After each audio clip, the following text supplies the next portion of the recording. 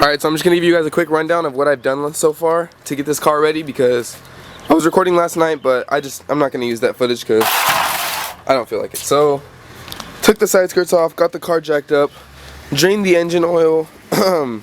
My radiator is currently not in the car already, so obviously drain the coolant if you have to do that. Like I said, drained the tranny, drained the engine, disconnected the drive shaft right at the middle. It's a two-piece drive shaft, so halfway right past the center support. Disconnected the 2 bolts for the center support. Everything under the car was 14mm. Disconnected the shifter linkage, like under the bottom. It's auto trans, so it's not very hard. It's 12mm. And yeah, so from what it looks like, all I have is 4 bolts for the trans and 2 for the engine, and it should be ready to come. I just got to go get a bolt to hook onto the front of the engine, and that's it. Alright, so I went ahead and took the hood off. This is the bolt that hooks to the rear hook on the engine. Where'd it go? Somewhere here. Anyways, I'm going to thread it in here. Right there. So I got to go get another one of these bolts because the rear hook goes there. And there's only one rear hook. On the GT, here it is. On the GT engines, there's also a front hook. But for some reason the GE, there's not, so I got to go get this bolt. So that's what I'm going to go do, and then I should be ready to pull it. Alright, so we're here at Osh to try to get that bolt I need. So, let's see if they've got it. Alright, so here's the bolt I got. It's a 10x125 fine threads. Or fine thread. So, 10x125. The smaller bolt is what bolts the hook. I'm hoping that this will thread all the way in and, I don't know, be strong enough. So, if not, I'm going to drop my 2J on the ground. So, 10x125, nigga. Fine thread. Wish me luck. Alright, so I just stopped at Costco on my way home. And, bro, they changed up their smoothie game. It used to be $1.40. And now it's $3. And she said it's like a real smoothie. But I watched her she scooped something in there. And then she scooped something else in there. And then she mixed it. That's not a real smoothie, nigga. I didn't see no fresh fruit go in, so. Just a heads up. Costco smoothies are now $3. Bust. Alright, so things got real busy real fast here. Got my boy Jesse come help me. Got the leveler. We're all hooked up there. We got that 10x125 bolt that I was talking about. Took the whole trans cross member off and unbolted the actual mount from there, so like that. And here's what we're looking at under the car. Right now, just trying to get that separated and get this thing going. Don't have the trans jacked up because it's got tension on the hoist. Alright, so this is where I'm at. Motor's coming out little by little. Had to go down low and disconnect the motor mounts from underneath, because if you try to just do it from the top, you're not going to be able to clear them. I've had this harness pulled out for a while now.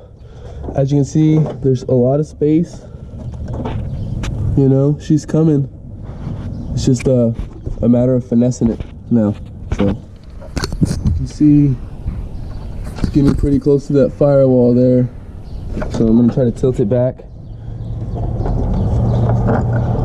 Look at that motor mount. It's shot. Okay. All right. Well, stay tuned. I'm gonna go ahead and try to tilt it back with this leveler and see what that does. So here's the passenger motor mount. It just fell out. It was actually in a lot better shape. So it's actually pretty tight here on this passenger side, but should be good.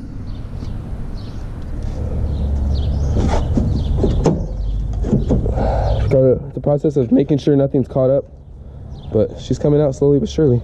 It was awkward. Situation is absurd, irregular and awkward. Such a feeling is not heard in my circle when it's awkward. Situation is absurd, irregular and awkward. Such a feeling is not heard. Awkward. Great sex, thanks tech. That's what she say. I grab the latex off of me and throw it away to be safe, and I give it the getaway look and I say softly, we got him. Let me just give you guys a quick rundown of everything that I encountered, and basically my tips for you guys if you're going to be tackling this project. So before I even was even close to pulling out the motor, I went ahead and started tearing everything down. I took off the intake manifold, upper and lower, power steering pump, alternator, basically undid the whole harness, took out the ECU, which these aren't necessary. These are just what I did. It made it a lot easier.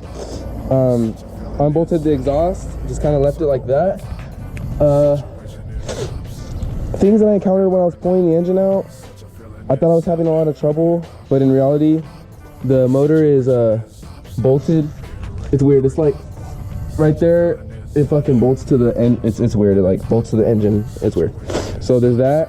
There's also an engine ground on the passenger side mount that was hanging on that I hadn't taken off yet.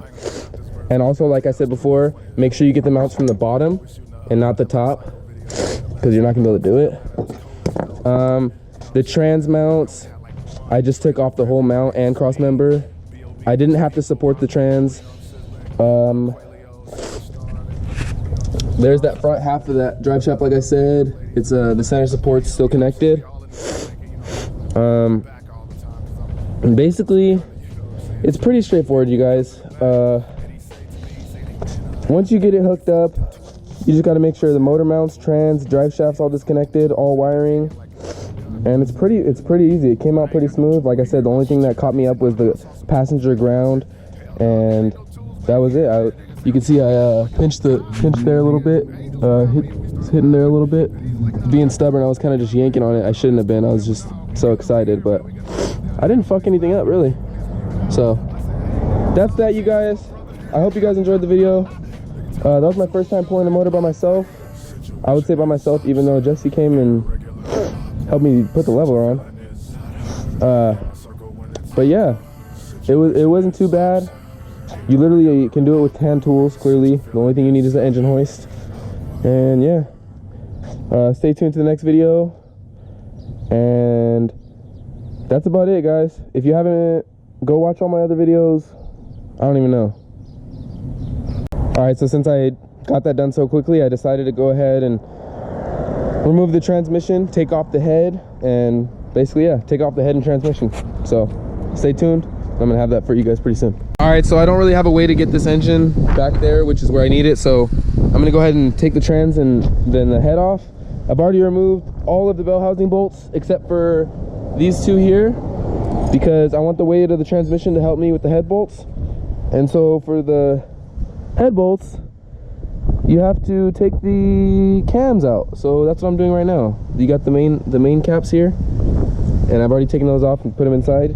There's a certain order you need to loosen them in to avoid warping, which I did. So yeah, that's that. I'm about to take this head off, and hopefully it's not too hard. All right, so I ran into a bit of a problem. This 10mm hex is fucking stripped now, and I don't know what I'm gonna do. But I did get the one cam out, and I can access the head bolts now, but I just need to get this fucking other cam to pull this head off. But I don't know what I'm gonna do because I got that strip bolt. So fuck my life. All right, so you guys saw the stripped intake VVTi pulley. Luckily my roommate's a fucking welder, and I was lucky enough to have him by, and hopefully he's gonna be able to lay down some clean beads with this 90 amp flux wire welder.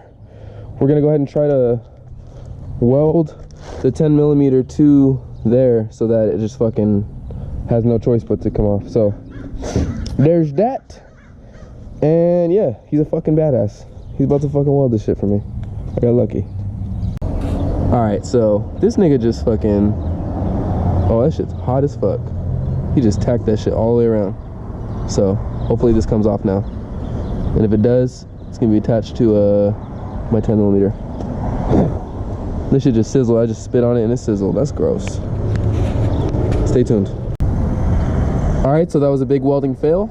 I'm sure all you welder heads out there will probably be like, yeah, that's what happens when you use a fucking wire feed for that type of shit. Yeah, sorry, I'm not a welder. I didn't know. Whatever. I don't know what I'm gonna do now. Like, fuck.